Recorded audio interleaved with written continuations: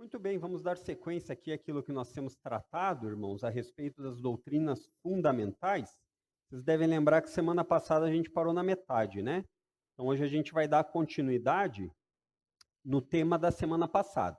Já falamos sobre o significado do pecado, já falamos sobre os três aspectos do pecado, falamos a respeito do alcance do pecado, falamos a respeito da origem do pecado, e aí falaremos hoje a segunda parte dos resultados da queda.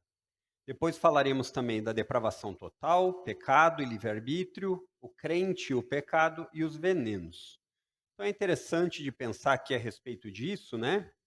Eu vou falar um pouquinho mais para frente, mas os resultados da queda. A ideia de que a queda quando a gente vai fazer, se você já viu a gente fazendo alguma entrevista de novos membros, uma das perguntas, ou a primeira pergunta, quem lembra qual é? Os mais recentes novos membros deveriam lembrar, né?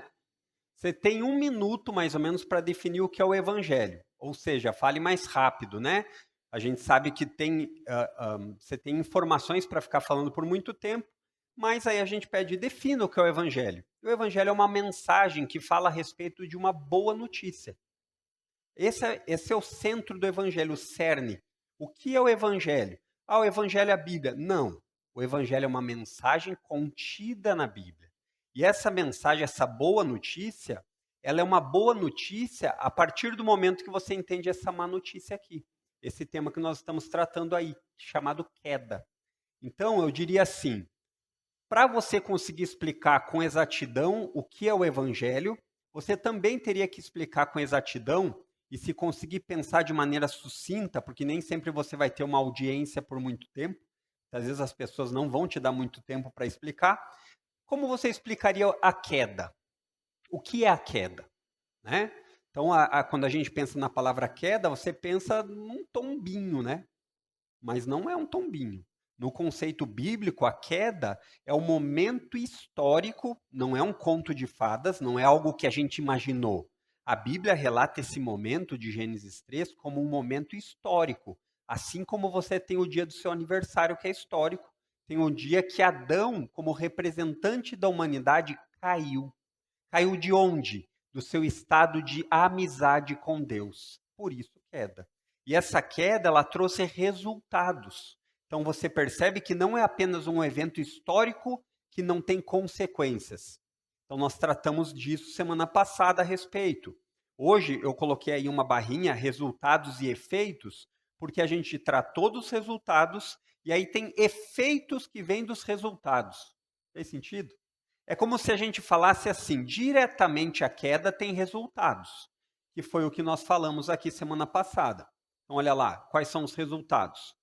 A terra foi amaldiçoada. Então, por causa desse momento histórico, desse acontecimento, alguns resultados vêm da queda. A terra foi amaldiçoada. Depois nós vimos nos conflitos da relação do marido e da mulher. Então você pode lembrar aqui e dizer assim, então quando eu brigo com a minha esposa não é culpa minha, é culpa sua, mas tem um momento que isso começou. Né? Então você pode dizer assim que você não é completamente culpado, ou você é, melhor dizendo, cúmplice de culpa. Né? Hoje em dia, na psicologia moderna, o pessoal que quer tratar a ideia de aconselhamento, eles dizem assim, tem a culpa e tem o senso da culpa. Não são a mesma coisa. A culpa é você ser culpado, e o senso de culpa é uma sensação falsa, você não é culpado. Então, esse pessoal, nesses dias, eles têm vendido essa ideia. Olha, o que você tem, você não é culpado de nada, você só tem um senso de culpa. Mentira. O senso de culpa ele só existe porque a culpa veio primeiro. Então, o senso da culpa é o resultado da queda. Mas essa queda é verdadeira. Vocês são, e eu também somos, eu e você somos culpados diante de Deus. Então, depois vimos que um dos resultados disso é que a morte entrou no mundo. Como assim? Exatamente, a morte é um intruso. Deus não criou a morte. Ela não foi feita naqueles dias da criação. Deus não olhou e disse assim: olha, a morte é muito boa. Não. A morte foi uma consequência, um resultado da queda. Depois falamos que um dos resultados é que todos são pecadores, desde o mais novinho até o mais velho, e todos, sem distinção, estão condenados. Ai, mas eu não acredito nisso. Não tem problema. Você não acreditar não muda o fato do que a Bíblia afirma, né? Então, essa é uma afirmação bíblica. Se a gente vai concordar ou não é uma outra história, mas essa afirmação está na Bíblia. E por fim, a penalidade da morte eterna passou a existir. Então, a prova que a queda existiu é que você vê pessoas morrendo. Você vê bebês que recém-nascem morrem, e mesmo bebês que nem saíram do ventre ainda já morrem. Você já deve ter visto isso, cenas tristes. Por que isso? Isso é consequência da queda. Mas ainda existe uma consequência maior, que não é apenas a morte física, é uma morte eterna. É uma separação para sempre de Deus, e não é apenas esses 50, 60, 70 anos. A Bíblia descreve isso como um tempo eterno. Como definimos isso? Não tem como, porque não tem fim. Certo? Então hoje nós vamos tratar aqui, isso foi apenas para recapitular. Hoje nós vamos tratar aqui outros efeitos da queda. Então você percebe que os resultados, eles são como se a gente falasse que eles são imediatos. E os efeitos são coisas que nós observamos a partir dos rompimentos que a queda fez. Então, vocês devem lembrar que semana passada eu falei para os irmãos que no nosso encontro de jovens nós falamos sobre o mandato cultural. É uma ordem que Deus deu para os seres humanos e essa ordem ela envolvia 3 aspectos relacionais. Então, o primeiro aspecto relacional é o aspecto entre Deus e o homem. Esse aspecto ele foi rompido. Depois, o outro aspecto é o relacionamento entre nós, seres humanos, uns com os outros. Também foi rompido. E o terceiro, que nós também vamos falar aqui, diz respeito ao quê? A criação. Alguns chamam de natureza. Eu não gosto muito desse termo, mas tudo bem. A ideia de que o relacionamento que os seres humanos deveriam ter com a criação de Deus, cuidando, preservando, ele se desfez.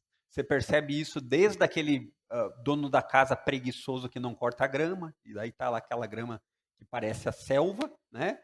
Até mesmo daqueles desmatamentos sem limite, pessoas, enfim, os desdobramentos disso são bem longos.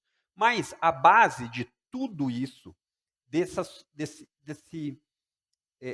efeitos, desse rompimento, ele vai começar por esse daqui. Abra lá em Gênesis, capítulo 3, verso 8.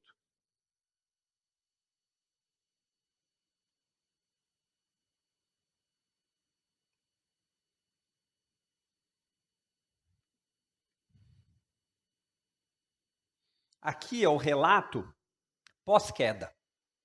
O relato, o que o autor, aqui Moisés contando, ele conta o que aconteceu depois da queda, depois que Adão desobedeceu, Adão e Eva, e aí ele conta que era algo comum que acontecia, que Deus andava no jardim, a ideia.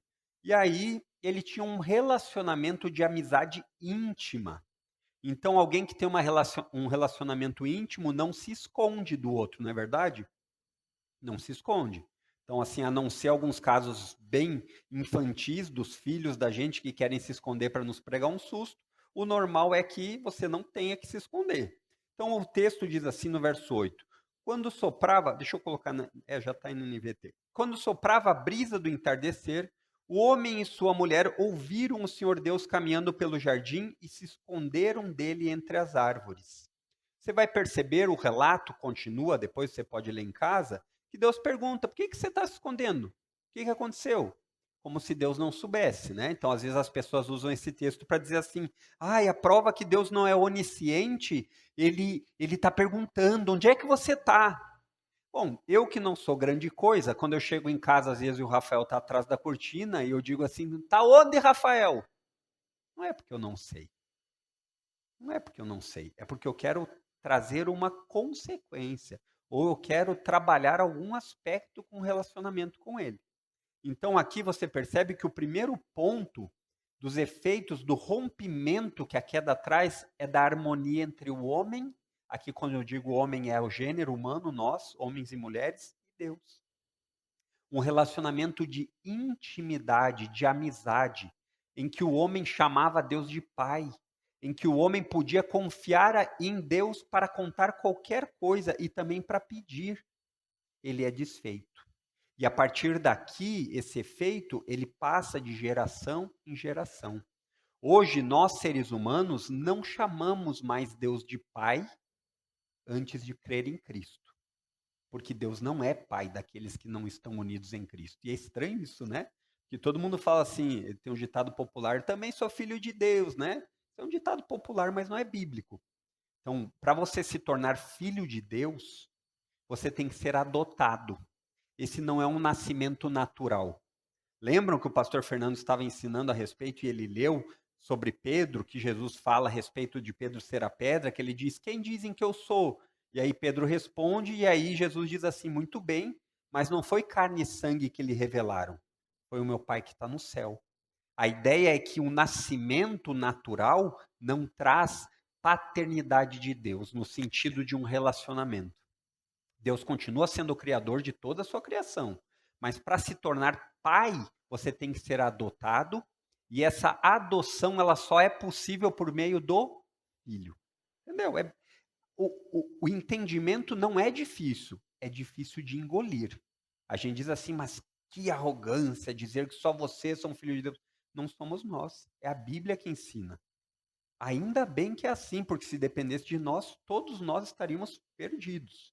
Então, importante destacar desse ponto é o seguinte: sem harmonia entre o homem e Deus, todos os outros passos ou relacionamentos estão quebrados. Então, como diz muito bem Calvino, enquanto o homem não entender quem ele é a partir do que Deus diz que ele nunca será capaz de se relacionar com os outros de uma maneira saudável. Ah, mas eu vejo muitos descrentes se amando. Sim, mas tem tempo duradouro e qualquer coisinha é capaz de quebrar. Qualquer coisinha. Então, os efeitos observados, isso nós observamos a partir da queda. O primeiro é esse: não existe mais harmonia entre o homem e Deus. E quando eu digo aqui em harmonia, eu estou querendo dizer no entendimento de uma intimidade recíproca. Não existe mais. Depois, nós passamos para o segundo ponto aqui, que é exatamente esse que diz harmonia entre os homens. Abra aí sua Bíblia em Gênesis capítulo 3, se já está aberta, só ir um pouquinho mais para frente.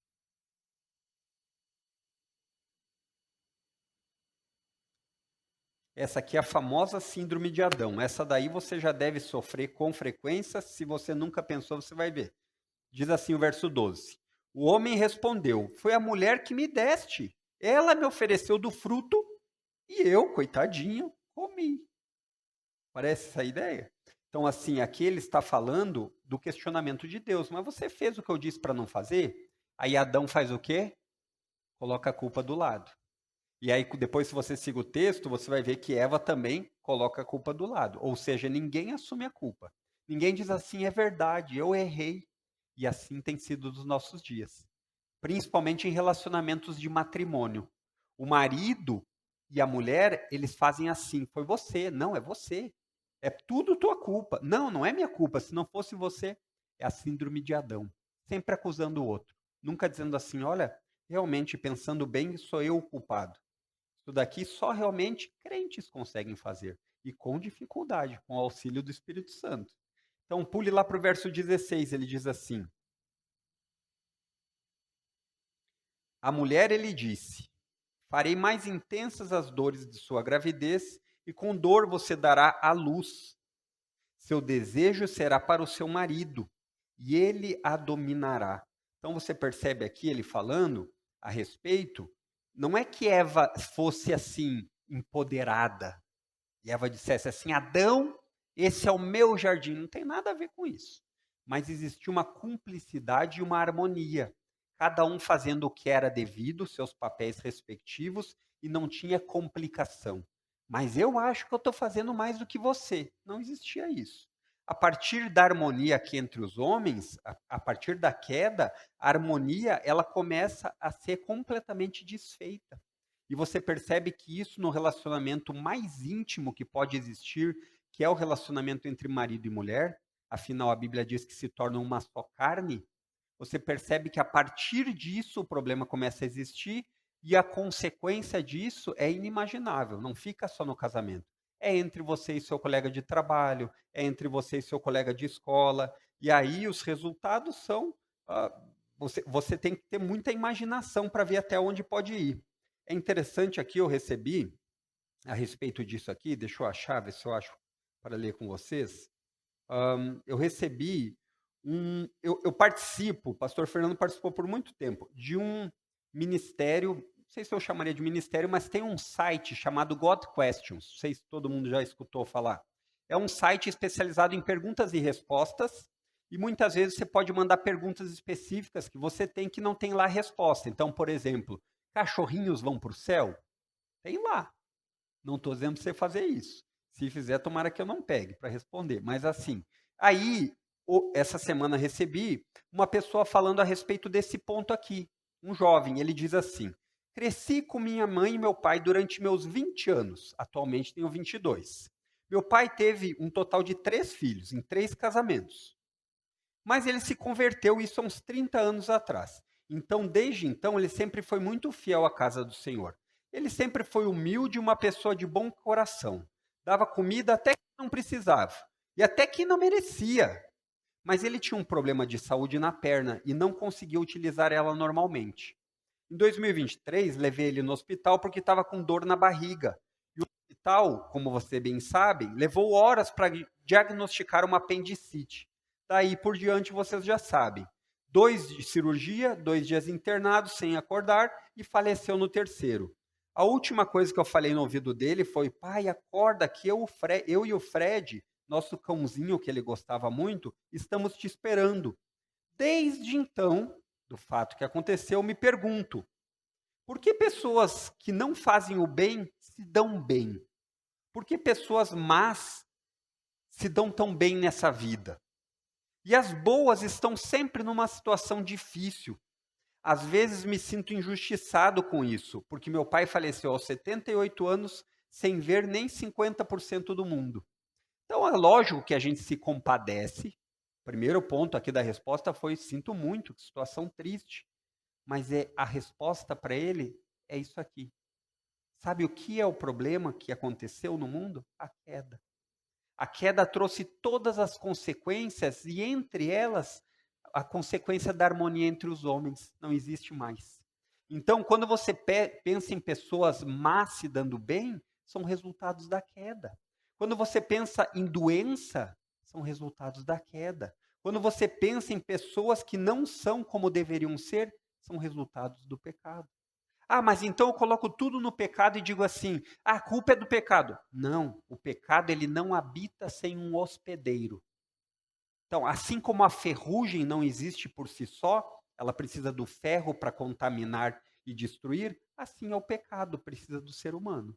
Então, a resposta que eu dei a ele foi essa: sim, isso é injusto, mas o pecado tornou isso injusto. E a única injustiça que de fato pode ser dita é aquela que Jesus sofreu. Porque eu e você, eu coloquei para ele, não somos inocentes. Porque nós, a partir da queda, somos merecedores de condenação. Mas Jesus não era. E, no entanto, a Bíblia fala, em 1 de Pedro, capítulo 3, verso 18, que o justo morreu pelos injustos, o inocente pelos culpados. Então, todas as vezes que você e eu pensarmos em injustiça e merecimento, lembre que o único que não merecia era Jesus. E ele fez isso para que você pudesse ser ligado novamente ao Pai. Então, o que nos leva ao terceiro efeito observado aqui a partir da queda: a harmonia entre o homem e a criação. Já falei um pouquinho aqui a respeito disso. Volte aí para Gênesis 3, na introdução, mas vamos ler um pouquinho mais aí. Gênesis 3:17 a 19, ele diz assim: depois de ter dito a Eva, ele disse, e ao homem ele disse: uma vez que você deu ouvidos à sua mulher e comeu da árvore cujo fruto ordenei que não comesse, maldita é a terra por causa de Eva.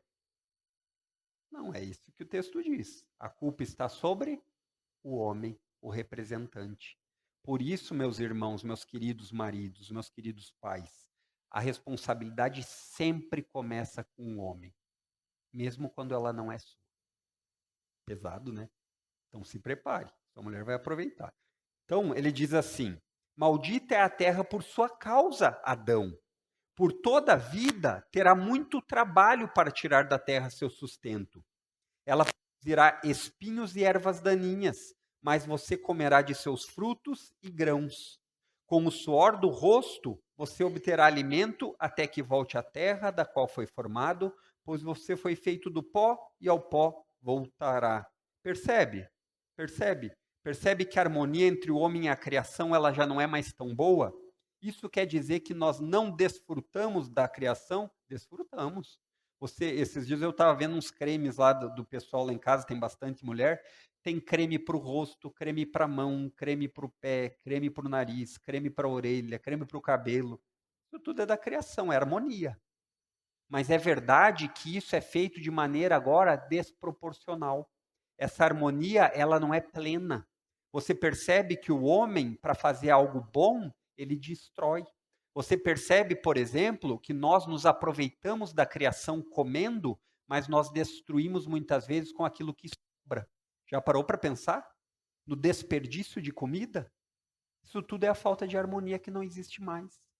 E o pior não é isso. O pior é que muitas vezes você pega sabendo que não vai comer tudo. É livre.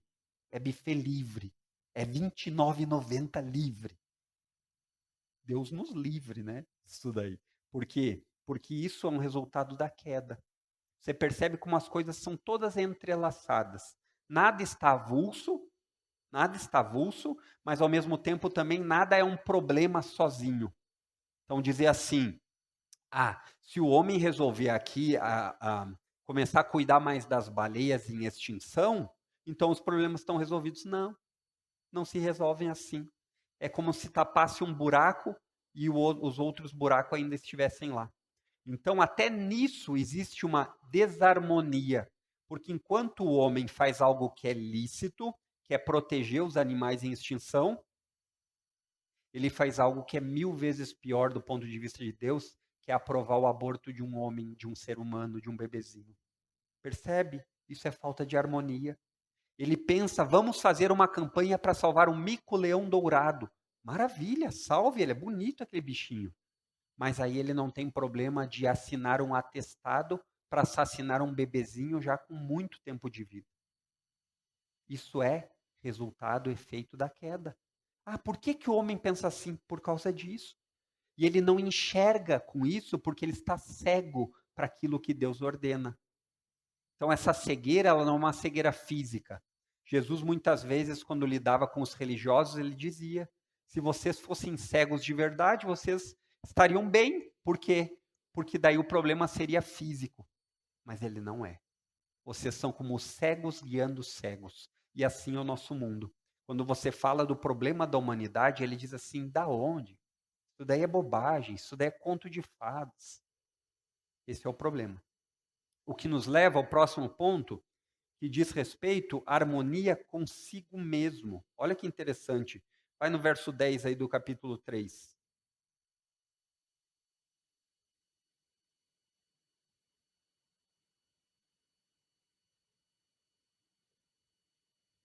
Diz assim o verso. Ele respondeu, ouvi que estavas andando pelo jardim e me escondi. Tive medo, pois estava nu. A ideia aqui de Adão falando de algo que agora ele passou a ter que até então ele não tinha. Sabe o que era? Medo. E muitas vezes nós procuramos o resultado para os nossos problemas apenas naquilo que é externo. Essa é a ideia do que eu comecei falando para vocês de culpa e senso de culpa. Aqueles que entendem de maneira equivocada que o problema do ser humano é apenas mecânico, ele vai dizer assim, olha, tome 20 gotinhas por dia de Rivotril e você vai resolver seu problema. Talvez ele até ajude no problema, mas o maior problema do homem está nele mesmo. Então, o maior problema do homem é a sua inimizade contra Deus. Então, o medicamento não vai resolver isso. Então, pastor, o senhor está dizendo que é contra o medicamento? Longe de mim dizer isso. Eu amo o medicamento. Ele me ajuda, principalmente o Dorflex, não é propaganda, tá? Por quê? Porque ajuda. Isso é graça comum de Deus. Você pode até não ver os milagres acontecendo de pessoas levantando e tudo mais, mas e quantas pessoas que têm os problemas amenizados por causa dos remédios? Isso é graça. É graça de Deus deixando o homem desenvolver intelecto e capacidade e ajudar mesmo ímpios. Você percebeu isso? Isso é ato de bondade de Deus. Não é só crente que tem acesso a remédio. Não é. No entanto, esses remédios, eles apenas são um paliativo. Eles nunca resolverão o problema do medo. Esse medo aqui que Adão está falando, é o mesmo medo que o salmista fala, é aquele medo que todo ímpio terá um dia, que ele pode até não admitir hoje, mas chegará um dia, conforme Paulo fala em Romanos 14, verso 11, se eu não me engano, que todo joelho dobrará, toda língua vai admitir que Jesus é Senhor, quer ele queira, quer não. Ele não vai ter acesso e dizer assim, ai, eu tenho a minha liberdade. Não, o rei decretou. Então, é o mesmo rei que vai dizer em Hebreus, terrível coisa é cair nas mãos do Deus vivo. É esse medo. É o medo que o ímpio, por mais dinheiro que ele tenha, por mais posses que ele tenha, por mais influência que ele tenha, ele não vai conseguir se esconder. Porque esse medo infligido pelo Todo-Poderoso, ele é incapaz de ser tomado um remedinho. E isso não termina nessa vida. A Bíblia fala que existe um tempo de eternidade. Você imagina, eu tenho pavor de sentir medo, né? Não sei se é redundante, pavor de sentir medo. Eu tenho medo de sentir medo, né? Tem umas coisas que você pensa assim, geralmente com filhos, algumas coisas, você fica nervoso, né? Agora, você imagina você escutar os passos do juiz vingador, daquele que não tem por inocente o culpado e daquele que não tem poder que limite o seu poder. É desse que eles vão ter medo. É desse que eles deveriam hoje dizer assim: eu me arrependo. Mas essa harmonia que começa no homem, em seu próprio relacionamento, ela foi desfeita. Porque para que o homem possa ter harmonia consigo, não é aquela paz de espírito que as pessoas vendem nos livros de autoajuda, mas é uma harmonia que começa com o Criador e aí ela se estende em você. Então é o que o apóstolo Paulo fala a respeito de aprender a estar contente em todas as circunstâncias. Não é porque você é contente quando tem muito. Por quê? Porque você sabe viver com muito a partir de Cristo. Ou se você tem pouco, você aprendeu a viver com pouco. Não é porque nada lhe vai mal, tudo lhe vai bem. Não é porque tudo lhe vai mal, mas porque é Cristo que lhe dá forças para viver. É aí que Paulo fala em Filipenses: tudo posso naquele que me fortalece. Então, eu fui ver esse texto com mais profundidade depois que eu vi a primeira vez a luta do John Jones no UFC, que ele tem lá esse texto tatuado. Eu disse assim, olha rapaz, o cara é crente, eu acho, viu? Eu fui lá ler. Completamente fora do que o texto quer dizer, né? A pessoa dizendo para si mesmo, eu tudo posso naquele que me fortalece. Sem Cristo, você não pode nada. Sem Cristo, você está se auto-enganando. O que nos leva aqui ao último ponto, que é a harmonia na criação. Pule lá para a carta de Paulo aos Romanos. Carta de Paulo aos Romanos. Vamos chegar em breve nesse texto aí. E esse texto do capítulo 8, ele está tratando a respeito da vida do crente no poder do Espírito.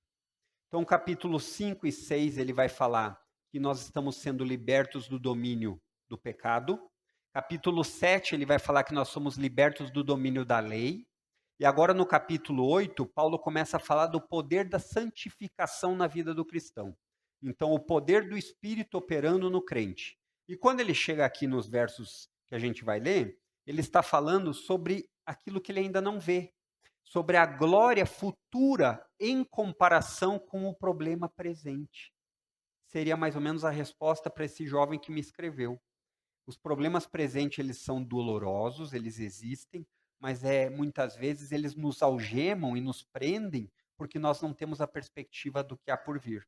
E isso é importante, que a gente não seja assim. Que a gente não deixe os momentos de dificuldade que eles vêm, e eles doem, e eles nos entristecem, nos cegar a respeito daquilo que Deus prometeu.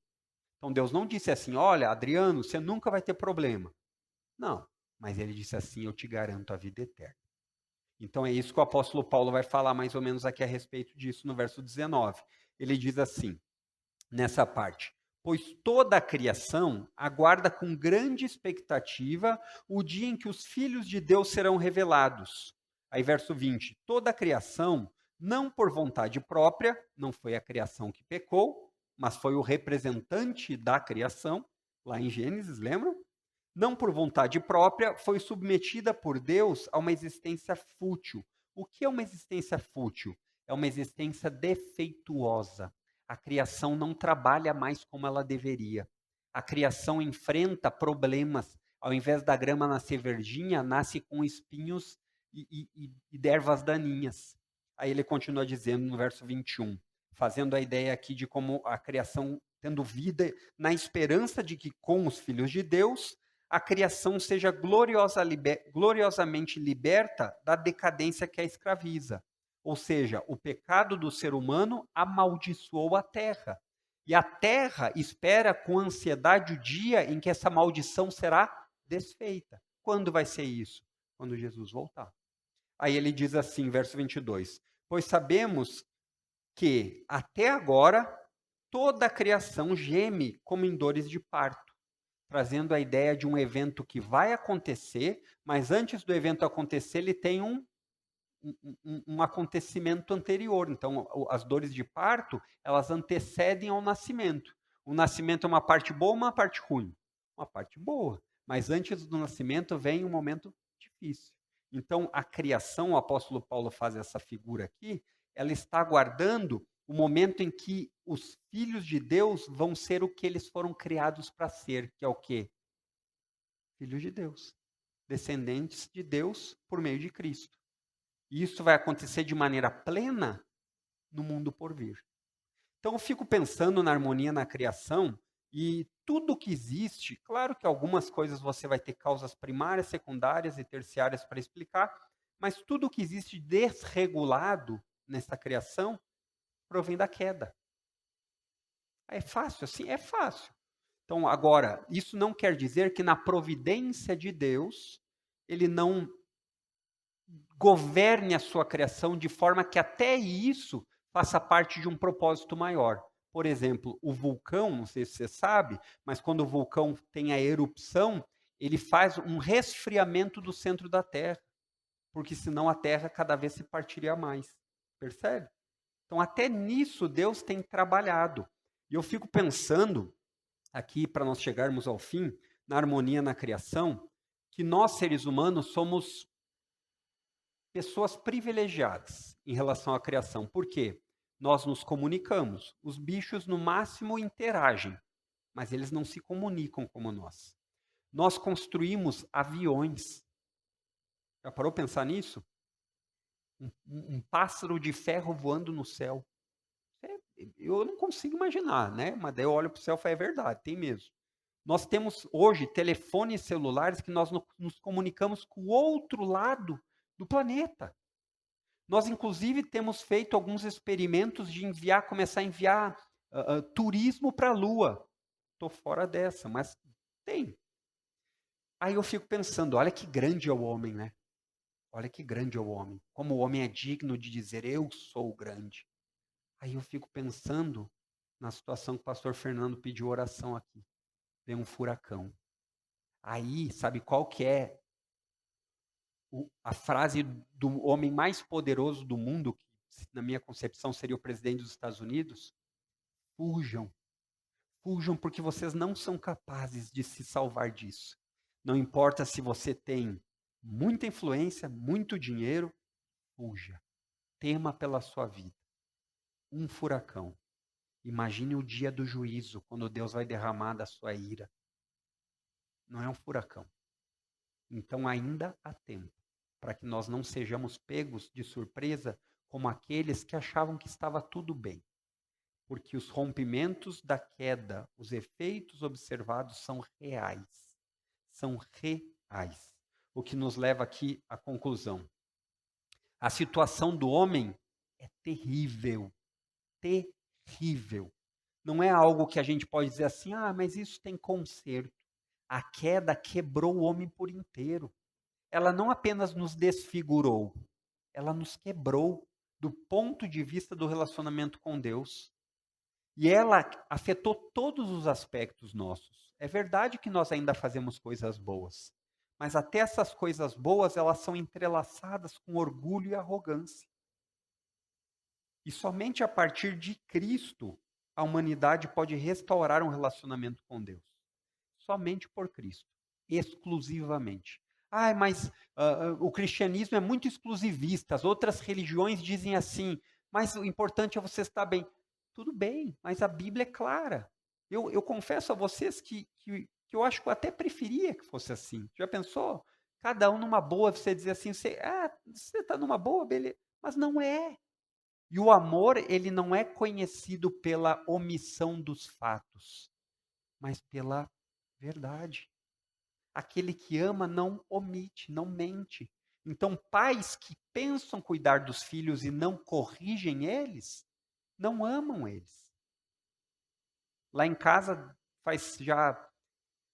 já faz duas já passaram desse relato, mas agora o Rafael começou. Pais como o sacerdote Eli, que não disciplinava os seus filhos, amargarão a morte dos seus filhos. É isso que aconteceu, porque ele não corrigia, e Deus falava, corrija, e ele não corrigia. Assim são os seres humanos que não se dobram a Deus e a sua palavra. E aí, a partir de Cristo, é aí que você pode começar a viver com o objetivo correto.